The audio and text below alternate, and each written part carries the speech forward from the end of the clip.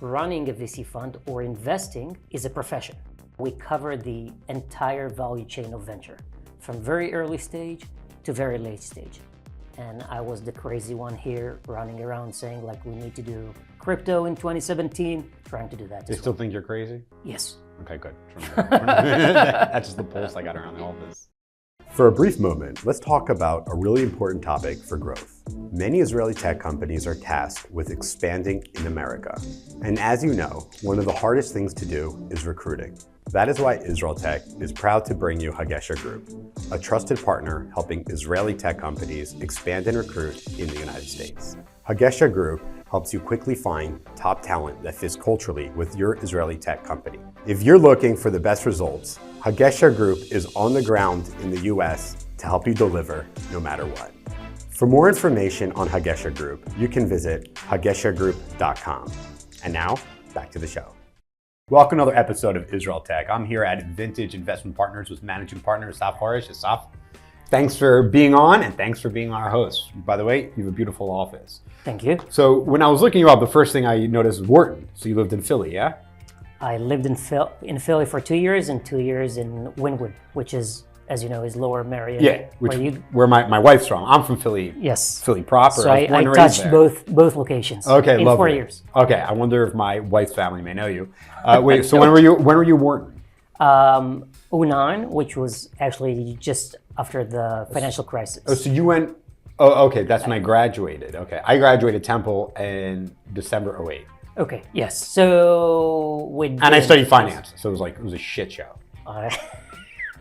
I studied finance too. Oh, okay. All right, great, lovely. So more in common than I hoped. What was it like living in Philly? Philly is an interesting town, Especially Penn. It's in West Philly. Yes. So we lived in another part of Philly, and when I moved to Philly, we actually moved with a family, and I had already 2 kids. Oh, okay, got it. So you like, you inoculated yourself in a bubble and all that. I wouldn't call it a bubble, but I had my life. Okay, there you go. Which is very different than a typical MBA student life. Yeah. You had a life. I destroyed my life. And look at that. Here we are together. What a coincidence. So what brought you, why did you decide to go study at Wharton? How did that happen? You were born and raised here. You served in the Air Force. You were a pilot. And you came to Wharton. How did that happen? Yeah, I was just having a discussion today with someone. I said, like, when I finished my Air Force service, I was like 26, 27. I didn't even know there is a world beyond, much beyond like the Israeli typical ecosystem. So I went to Tel Aviv University, did my bachelor's in computer science, and during my time there, I also majored in business. And I kind of started figuring out that I'm really interested in something that's beyond, that's more global, more international. And I love tech, but I also wanted to do something more than that. So kind of led me to an MBA program. And that's when I kind of figured out like, what are the typical programs that people like me would like to go to. Were you looking abroad specifically? Yeah. So I think the first one I looked at was actually INSEAD because my brother-in-law went there, and then I learned about like the programs in the US, and we had like sort of a family friends in Philly that helped to make the decision because, as I mentioned, when we moved, it was already so we had to have some kind of a supportive environment. So you then, from Wharton, you went to work at a VC? So in between Wharton and VC, we stayed 2 more years in Philly and then moved to Wynwood. And I worked for BCG, the Boston Consulting Group. So I did strategy consulting for 2 years, virtually from the BCG office in Philly, but physically I was kind of all over Midwest, Northeast, Washington, DC. So like traveled almost every week somewhere. So that's kind of what I did. And that happened in between 13 to 15. And then we moved back to Israel. 2013, 2015, not 13, 15 years old. Exactly, and actually even not these times, like 2011 to 2013. 11 to 13. So Yes. what made you throw in the towel and say, all right, enough of this place, time to go back? America's too big. No, Driving it's- 2 hours for a consulting gig is crazy. I have two answers for you. One is the answer that I give to everybody that asks me why we moved to Israel. So I'm always saying like life in the US is easier, education for the kids is better, prospect in business and how much you can make in a job easier in the US. But Israel is so much more fun. Yep. And it feels like home and it feels like family. It is home. So that's the answer that I give. The true answer is I really had to convince my wife to move to the U.S. And the only way was that I sort of made a promise that we will come back 2 years the most post the MBA, and it was like the salami, let's do another year, and okay, so that's the last was year, it? and let's move back. Well, you've a wise wife, I would say for sure. Yes. So you came back. Did the job landed for you? I feel like that's a big. That's usually people look for the job in Israel before they move here. I mean, even before I moved, I looked for something a lot. So maybe even because I think that's important because when you looked at my resume or on LinkedIn, it feels like people look at this and say, "Wow, he nailed all these jobs," and it seems like it's kind of like a really nice projection and trajectory. The truth is that every time I was looking for a job, I got like dozens of no's, like literally dozens of no's. Also in university, when I wanted to go to Wharton, I applied to 4 institutions. I got into 2, which is not a good example, but like literally when I, before joining BCG, out of Wharton, I got dozens of no's. And management consulting or strategy consulting was not my top priority. So that's just a little bit of context. And then when we moved to Israel, again, I was in between during the time at Wharton. We would come here to visit. Obviously, we had family and I had kids, and my wife is very much into coming to Israel and seeing family. So every time I came here, I also met a lot of people in the ecosystem. Was that intentional? Yeah, it was very intentional because. How did you meet them? Like, who would be interested in meeting some kid doing consulting some kid, in America? Even before. Like, what are you doing? You don't live here. So even before I went to consulting, while I still was at Wharton, because I was very intentional about I wanted to go into a fund.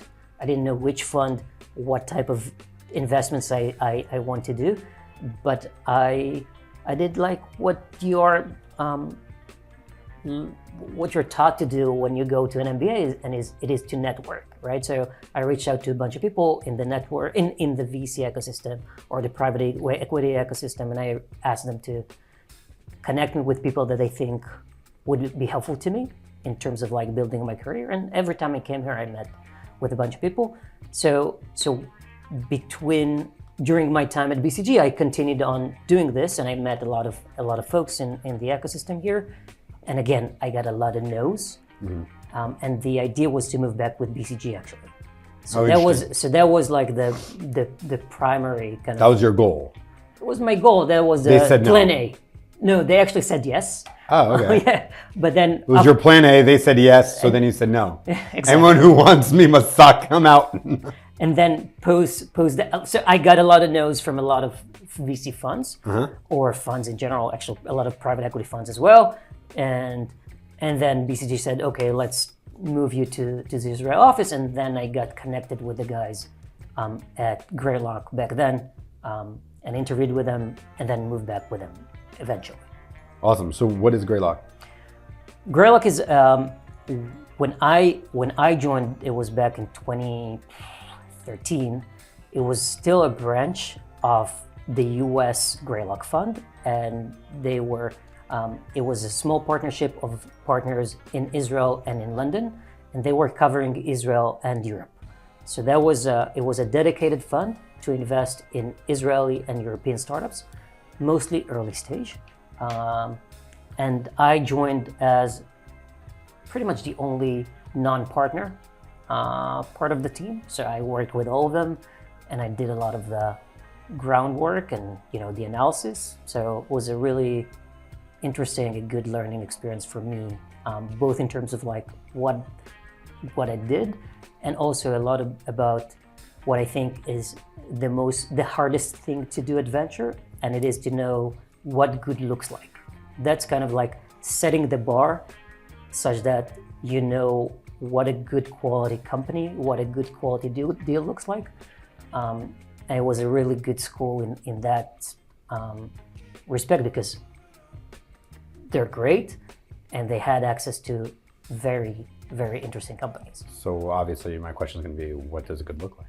It's a really good question. There is no good answer to this. You can think about it from various perspectives. Like you can think about it from a KPI or metric standpoint, as you mentioned. It's profitable, it's high growth, its unit economics look really interesting. So that's one way to look at it very analytically. There is another way to look at this, and that's kind of it's more holistically, like how a team of founders can work together. Do they complement each other? Do you think they, as a team, can take this company all the way? Will they be stuck at certain points? What are they missing, right? What is the market they're looking at, both analytically and also holistically? So, are there specific questions, or what do you specifically look for to know that this is the kind of team that makes a good company? It's, again, really good question. I think that's the art beyond the science. It's intuition, you're saying. It's not just intuition. You have to.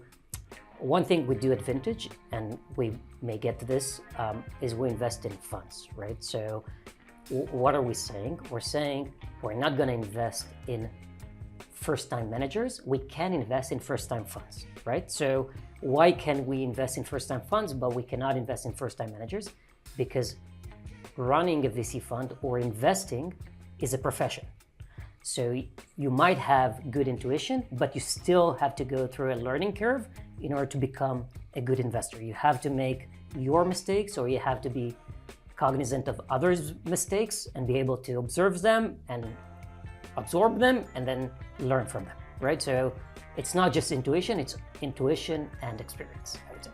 One of the things when finding out when you're approaching a good company, what did that look like then, and is it different from what you're doing now at Vintage? How much has your responsibilities changed, and how much of a difference are there between VCs?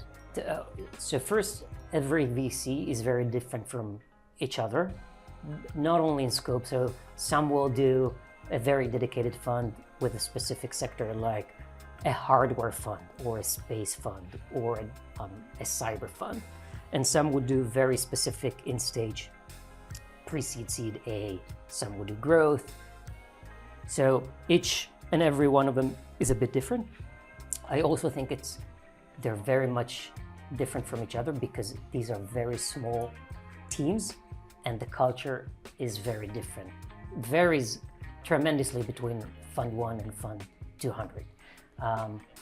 Vintage is a little bit of a different type of fund because we're not a dedicated early stage fund. We're actually, the way we think of it, I think people think of us as more of a platform, as a venture platform. And I think the easiest or the most simplified way to explain what we do is that we cover the entire value chain of venture, from very early stage to very late stage. And we do just venture, but we do everything, from hardware to software to cyber to climate to health. Why do you choose not to limit it at all? I mean, neither the vertical and kind of the stage. It seems like you're. Yeah. Who and what won't you? Yeah. So we do that, but we do this by strategy and by the sector is by team members. So I'll explain. So for example, we covered the early stage through our fund of funds, right? So what we're trying to do is invest in the best fund managers in Israel, Europe, and the US that do very early stage. Let's call it seed, pre-seed, Series A. So that's what our fund of fund does across all three geographies. And then we actually, one of our core assets is that we have these relationships, and the other core asset is the data that we get from everything that we have. And then on top of this, what we layer on is our secondary strategy and our growth strategy. And they all work together. It's the same team that does the growth, the secondary, and the fund of fund, such that we all kind of involved in all three strategies and they all feed each other. About sectors, as you mentioned, it is important that each and every one of us knows a specific sector, such that if a cyber company comes to Vintage for a potential investment, whether it's a secondary or a growth, someone really understands that sector. So each and every one of us owns a sector. So we have someone that does consumer, someone that does semiconductors, someone that does cybersecurity, someone that does healthcare, and so on and so forth. And not only the traditional type of sectors, we're also pushing the boundaries. So we have someone that covers now climate, and I was the crazy one here running around saying like we need to do crypto in 2017. So kind of, trying to do that. They still think you're crazy? Yes. Okay, good.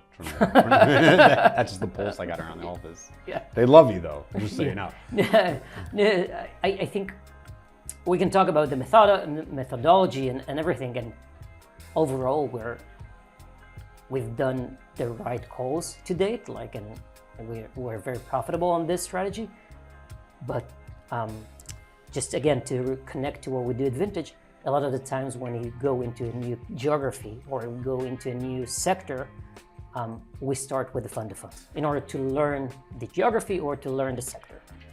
And we did the same with crypto, right? So we picked 3-4 funds that we thought are the best in Israel, Europe, and the US that can invest in crypto, and we made really good investments. However, what we typically think about is like when we go into a geography or a sector, we start with the fund of funds, we build knowledge, we build relationship, we build confidence, and then we invest in secondary and direct. Still, since 2017, we're now almost 7 years in, we still haven't made any secondary or direct investment in crypto.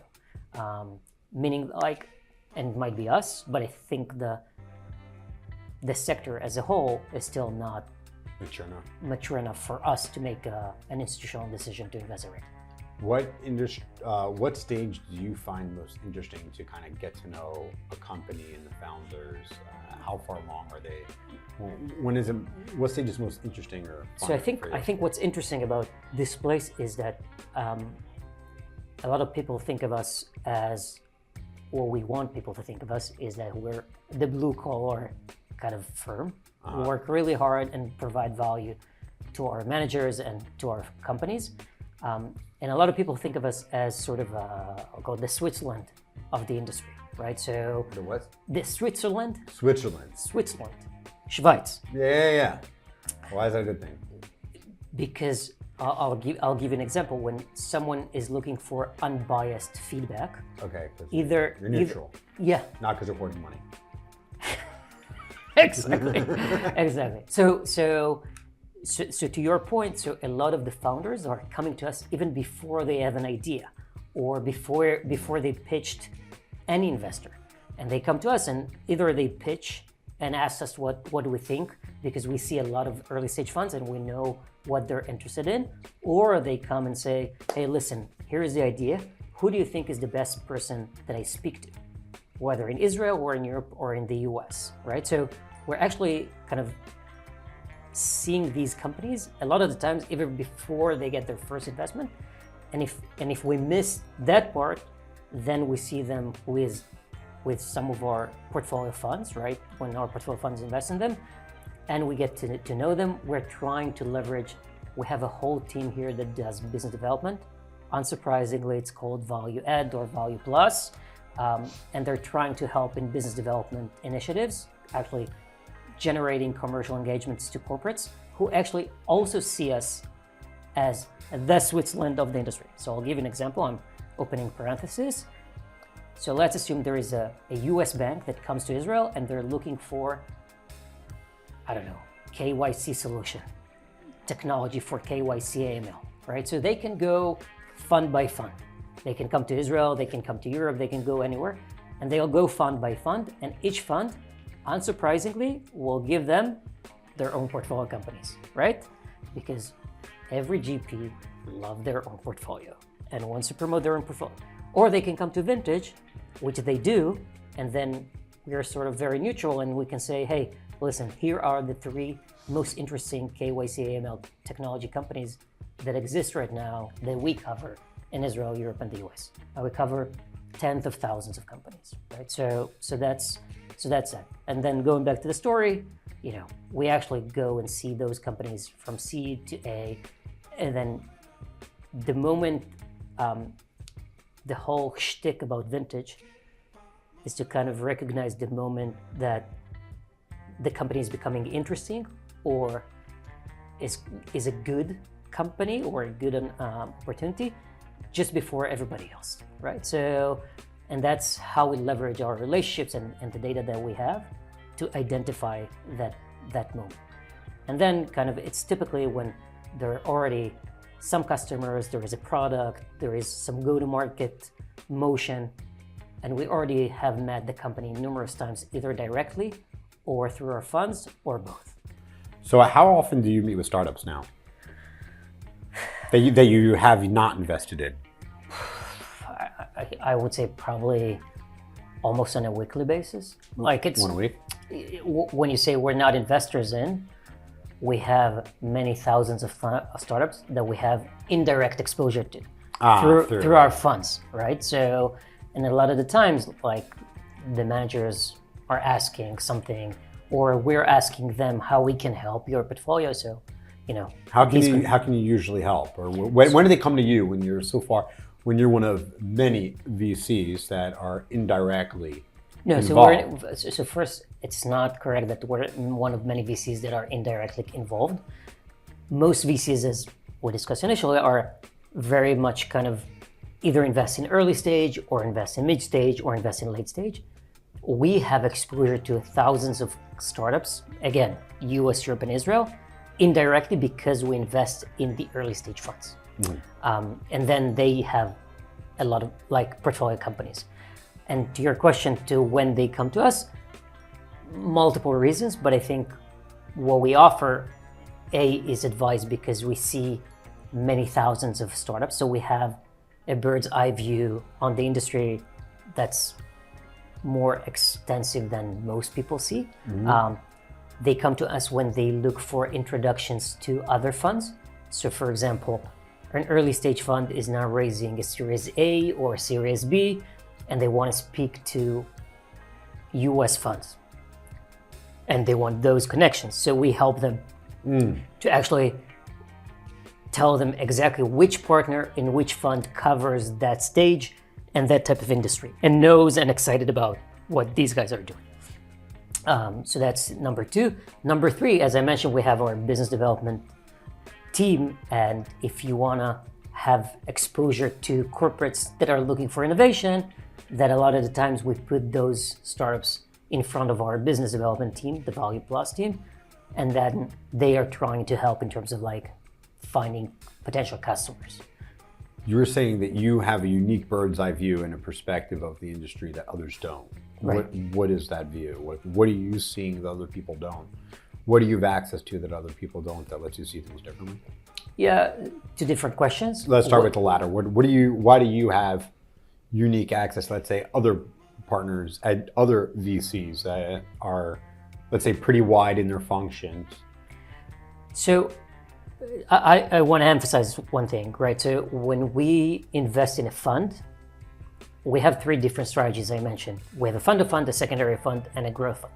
When we invest in a fund, we underwrite the fund such that we think the fund will do great, right? So irrespective of all of our other strategies. And this is a team that we would like to back at least what we say 3 funds down, right? So if they raise now fund 2, so when we underwrite that fund, we underwrite it for fund 2, 3, and 4, right? We think that we want to build a long-term relationship with that. So irrespective of everything that I'm going to say now, this is what we want to do. We want to work with the best fund managers in the early stages in Israel, Europe, and the US for a very long term. What's unique about our model is that those manager find us valuable for various reasons, as I mentioned before, and they want to work with us. And we are helping them, build their firms and invest their funds. They do the work. We're just advising at best. And they consult with us and whatnot. But what we get from that is also we have exposure to all of their portfolio companies. So we see how these companies progress over time. And we can say, hey, here is a company that in a sector that either we know a potential customer that is looking for a technology in that sector, so we can make that connection from a business development perspective, or we say, hey, here is a sector that I know this partner at Redpoint or Charles River or Andreessen or Excel is covering, and we're happy to make the connection and see if that works, right? So this is the type of access that we have at the very early stages. And then it goes back to what I said, like if we see that the company progresses really well and we're trying to build the relationship really early, then if there is an opportunity to also invest in a secondary directly in the company or in a growth stage, then we have that potentially access to this company. So since you see so much of the industry, what are your opinions on how the Israeli tech ecosystem is doing now? So again, the answer is kind of twofold. You can look at it from two. One is what's the macro situation in tech investing globally. So rolling back 2.5 years, we were at the peak. Some say peak top of the bubble, which is true. Some say peak in terms of investing. Israel, just numbers. Traditionally, about $6 billion go into Israeli tech before 2020. And it was flattish and growing slowly. And then in 2021, we got, in 2 years from 19 to 2020 to 2021, we got into almost 26 billion. Nice. So it's 5 times, right? So, and if you look in Europe and the US, you see the same trend, but it wasn't 5 times, right? So because we're the smaller market of these 3 markets, we were more impacted on the upward trend from what we call the tourist capital, right? So all the crossover funds, right, the tigers and all of those, when they come in and pour billions of dollars into our ecosystem, it has more impact than in other geographies that are bigger than us. So everything goes this way on the way up in 2021 and the beginning of 2022. And then, every cycle, about 6 to 9 months after the public market corrects, the private market corrects, right? So since mid-2022, we're in sort of a decline. So if you look year over year, it's decline. And again, because we went up more than the other geographies, we went down again more than the other geographies. But now if you look for the past 4, 5, 6 quarters, it's pretty stabilized. So from a top-down perspective, we're not looking very different from Europe and the US. And if you put this chart into pre-2020, it's kind of similar size in terms of investing into companies. So now we're at a pace of 6-7 billion annually in Israel, right? So if you take a step back, you just see a blip in 2020, 21, 22, and then it goes back to where we were. So that's from a macro perspective. I think actually there are 2 things that are very contrasting that are happening now in Israel, right? One is the security situation that is very unstable. Last year was the reform or the judicial reform, and that caused a lot of instability in the ecosystem, which by definition in finance and economics doesn't help. The contrast to that, and I think that's the easiest way to think about Israel's resilience, is that if you look at the performance of the companies, or if you actually look at the number of exits that are happening right now in Israel, it's in contrast to A, the situation, and B, to what's happening outside of Israel. So the past 12 months, actually in the past 9 month post October 7th, has been a very strong year in terms of exits. And if you compare it to what happens in Europe and in the US, it's much better. Much more liquidity, many more exits, which, from perspective of someone that is not involved in VC, say all these corporates that are buying companies now in Israel, they believe in the ecosystem. They believe in these teams. They want to build here for the long term. Right. So it's very interesting to see that. Yeah, I think there's a lot of optimism. I think a lot of the negativity that people talk about seems to be mostly Israeli media exaggerations. They like to get us, worked up a lot. The role of the media. Yeah, I wouldn't say it's the role. It's like, okay, they are fulfilling that's what they're doing. Yes, exactly. They get us angry, so we watch and we click more. So there were a lot of exits since then. Do you think this is something that we're going to see more of and continuing? One of the themes that people talk about, startup nation becoming scale-up nation. When I spoke to Hanan Brand from the Israel Innovation Authority, he was saying, we had 1,400 startups, several 5 years ago, a couple of years ago. Now we have 600 startups. Starting every year. I think so. Yes. Yep. Yeah. He says a lot because people just see there's so many great opportunities that pay well that they take probably safe economic opportunities. One, and two, a lot of companies, serial entrepreneurs that may get an exit and start new one. What they're doing instead is they're scaling up and they're staying with their company longer. So he goes, it would be great to have more startups, but on the other hand, it's not necessarily negative. Do you think that the world sees us, since you've worked so much with teams abroad, do they still see Israel as the startup nation? Do they see us matured as a scale-up nation?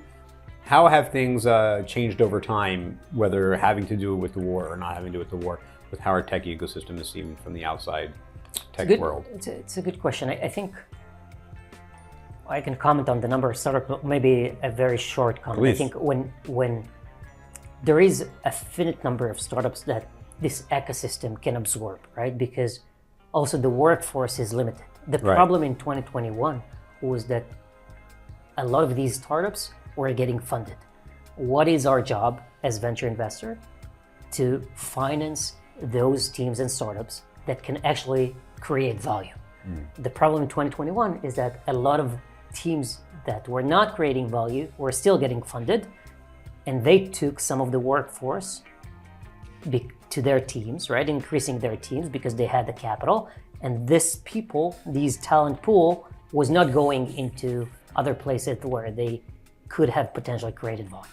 So I don't know if 1,400 is the right number or 600 is the right number, but there is a number, and 1,400 was a lot.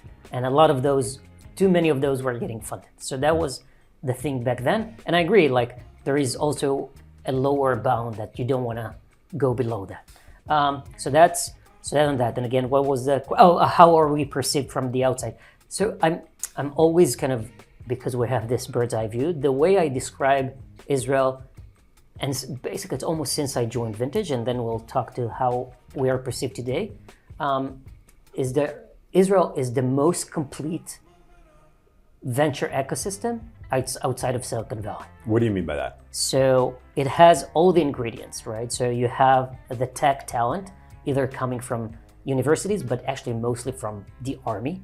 You have the investors, so like a sophisticated group of investors, both local and international, and then some of them are based here and some are coming.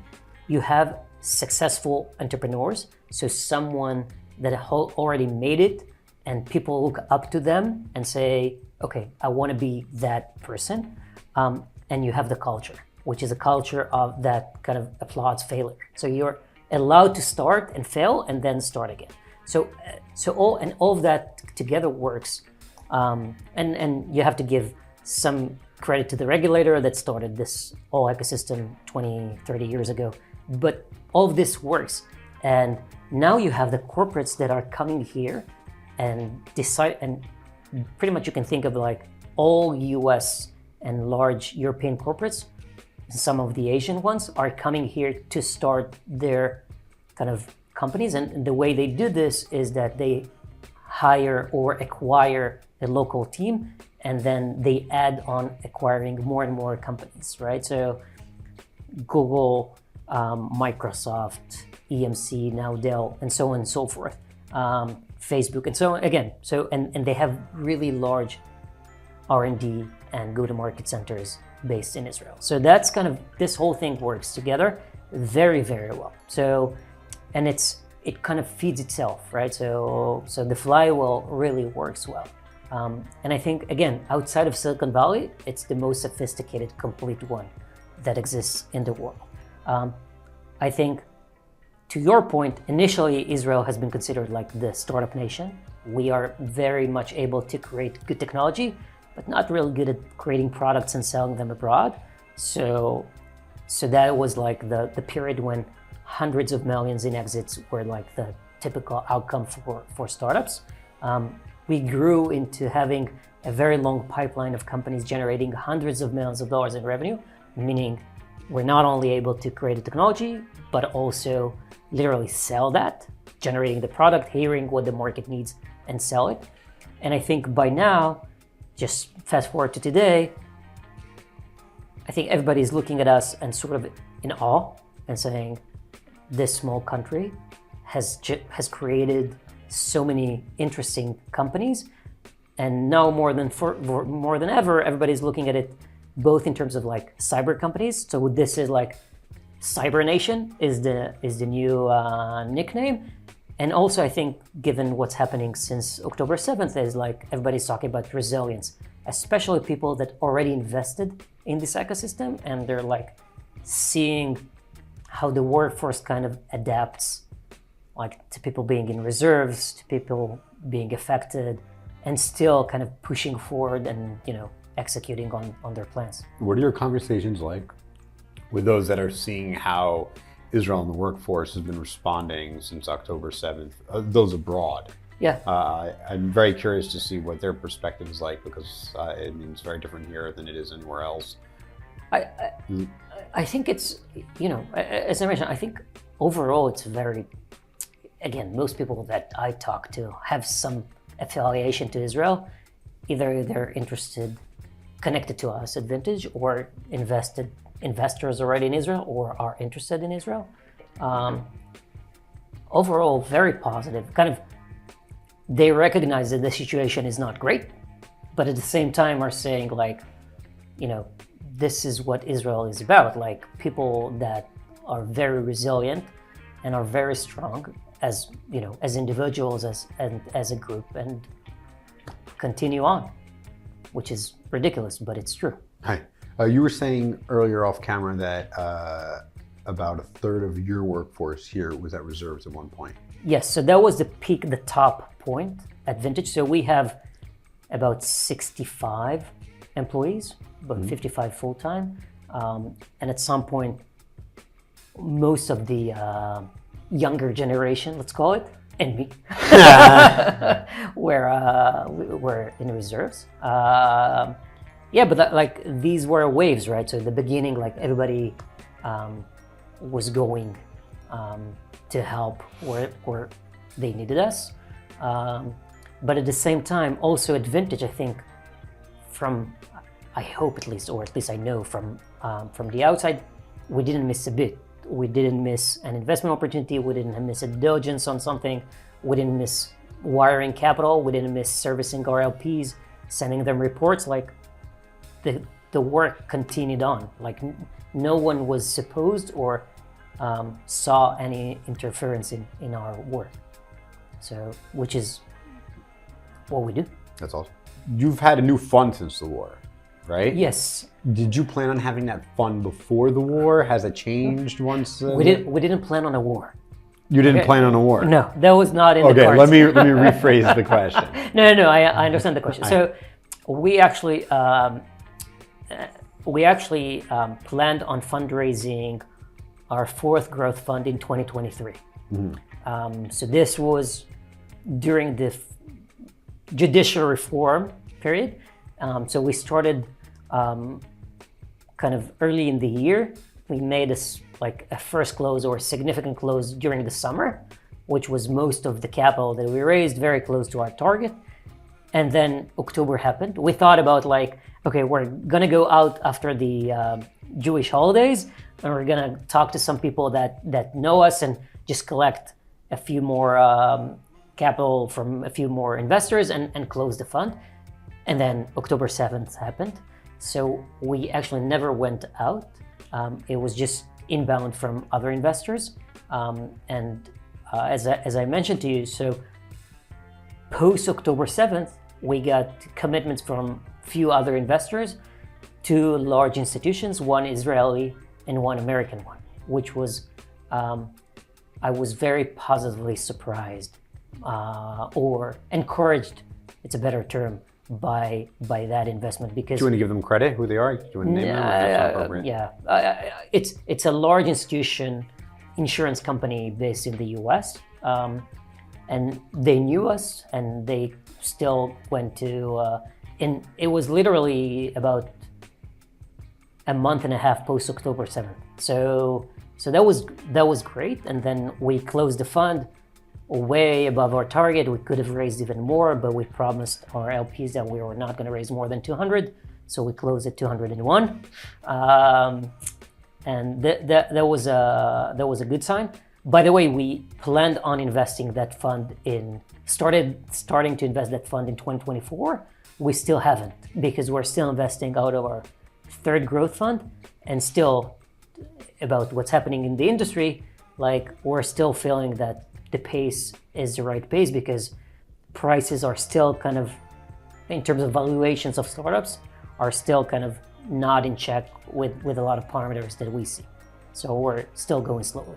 When do you think you'll be finished distributing the third fund? So hopefully this year. At least we plan on finishing investing our third growth fund this year, and then moving on to start investing. The fourth fund, have they already given the money, or is it just a pledge? Like it's just a pledge. Like it's a commitment. So every fund that we raise, we first do a dry close, meaning we close the fund in terms of like the commitment to collect all the commitments. We're not calling capital. We're not calling capital for fees. We're not doing anything until we actually start investing that fund and make our first investment, and then we're doing the first capital call. In the case of Growth 4, we didn't plan to, but it's probably going to take a year in between closing the funds and making the first capital. So you don't think you're going to make another contribution till what, the end of 2025? No. So we close it at the end of 23, okay, and we're going to start deploying at the beginning of 25. Got it. We wanted to start it at Q2, Q3, Q4, 24. We just extended it, and we're probably going to start it Q1, 25. Do you think now, since the war and the resilience and what you're going to look for in Israeli startups to invest in, do you think that changed? Do you think, or is it same old? Yeah, I think do the founders get along? Does the product market fit? Or is there maybe another area that you consider when it comes to investing now, or no? So there is a lot of chatter around defense tech. By the way, not only in Israel, it actually started in the Russian-Ukraine war, which was like 2021-ish? 22, beginning February of 22. 2020. Beginning of 22, right. So it started then, and then obviously accelerated when post October 7th. So there is a lot of conversation about that. There are a lot of,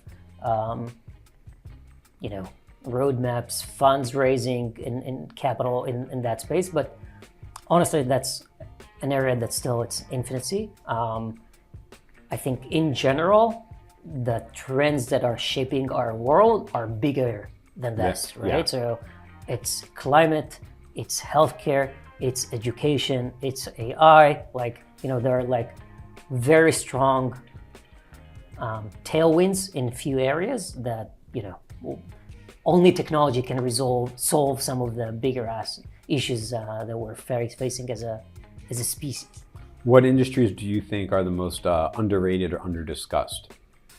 Well, I don't think there are industries that are under-discussed, maybe not as much in the news than others. I think in general, boring ideas are interesting. Boring ideas are interesting. Boring ideas are interesting. Okay. So I gave the example of like a KYC AML technology to banks, right? So I'll give you an example. So there was a period in time in 2020, 21, and beginning of 2022 where everybody was talking about unbundling the banks, right? So the banks were the big behemoth, and then every startup that was doing lending or payments or whatever was like going to disrupt the banking industry.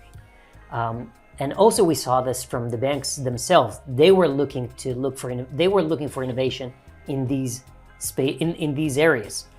What are we seeing now post like the correction? That banks and startups are going back to, you know, technology that can help banks, such as cybersecurity, such as KYC AML, such as marketing to their customers, right? And so that's kind of like, so it's sort of a wave, and and if you continued on like the trajectory of like before the hype, then you would invest in like those boring sectors, companies, and would do really, really well now. What is the greatest challenge you think when it comes to the succession? I think the biggest challenge, and it's not just internally advantage, is what I also see outside, because we're in this process, a lot of friends that I know and partners in the industry are coming and looking for advice on how to run this process. It first and foremost lies with the founding partner. The partner or founding partners. If they are not comfortable enough letting go responsibility and letting go some of the economics, there is no incentive for the next generation or the talent to the next generation. They're not making space for them. Exactly. So you have to be very intentional about what you're doing and how you're doing it. So with all the credit that I give to myself, let's say that I'm great. I was waiting for that. Yeah, credit. let's say that I'm great. Like 99% of this process is on the founding partner. And in this case, it's on Alan. So 99% of the responsibility lies with the founding partner or partners. The next generation, their job is to be great, right? And to give confidence for the founding partners that they can hand over and feel comfortable doing this. And also allow them to do this the way they want it to be, right? So that's the core challenge. Post that, everything is kind of manageable, right? So it's very tactical. Like, how do you split the roles? What do you do? What are you in charge of? What the other person is in charge of? How long does it gonna take? What does it mean economically? Whatever, like this is all solvable. But the core challenge is like making sure the decision is very intentional and you're actually executing on it. People probably feel like they have big shoes to fill, right? Huge. So my question is, and you see me, I'm your size. So I'm not big. So how do you fill these? How do you fill these shoes, or how do you know that you are, and you know that they're still involved and they're stepping out, but they'll still kind of be like almost by like emeritus, kind of checking in and involved a little bit, so you don't always feel like you have 100% control. What kind of decisions do you feel like you have any limitations in any decisions you can make because of things that kind of set up systematically within the organization? I think, at least for me, first, I know that I'm very different, right? So we know also. You know too? Yeah. Okay. Not very different in general. I'm very different I have different shoes from the shoes that I have to follow. So I'm not even trying to imitate anything, right? So I think there's a lot of credit to Alan, and I'm a different person. But I've been that person for the past 9 years. I'm not changing. I'm not going to change. Whatever. I'm doing things that I've always done my way. Like that's all, right? And I think Abe, who is my co-managing partner, he's different than me. He's different than Alan. We're very complementary. I think we work together great, but each of us is doing stuff the way they do.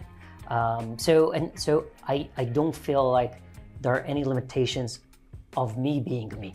So, when is the session gonna complete? Yeah, so I think the thing is that up until we finish deploying our current funds, which is our current fund of fund, our current secondary fund, and our current growth fund, then Alan still has the full responsibility to be involved in active investments. And post that, Which is when you think? I think it's going to be probably the end of next year. Then 2025? Yeah, but even post that, think about it, like there is still a long tail of investments that you have to manage, and a lot of funds, a lot of LPs that, invested in us, a lot of it because of him. So he has the responsibility to them and to the portfolio. Do you think raising money is going to be harder after in 2026 onward? Why? I mean, because they're no longer as active, and maybe Yeah, they might not be picking up the phone as much as they will be. He's picking up the phone 3 a.m., so no problem with that. But I mean, pick up the phone to ask for money. So the last growth fund that we raised, we already raised without him. You're for okay. Yeah. So we already crossed that bridge. Okay. So you're basically done. You're just... We're very much not done. I mean, what else needs to be done in the handover phase other than waiting through? No, I think that's a business that you continuously have to prove yourself, with respect and irrespectively of succession. So I think we've built something great here with a lot of assets, but there is we can't rest. We just need to continue on executing. So, and from my perspective, having him around is an asset, not a liability. So yeah, I'm sure. Yeah. So even post 2026, right? As you said, I know I'm going to pick the phone or write the text or use him for a lot of things. How do you think things are going to change? Let's say in 5 years from now, and I think for people when we are growing the team, we're hiring everything, and one of the things that I'm telling people is we'd probably continue to do the same thing that we do, but the team is going to be very different, right? So and we need quality and talented people to fill in the ranks and actually do the job. So it's gonna be exciting to see. If you are here in 5 years, I promise you it's gonna be different.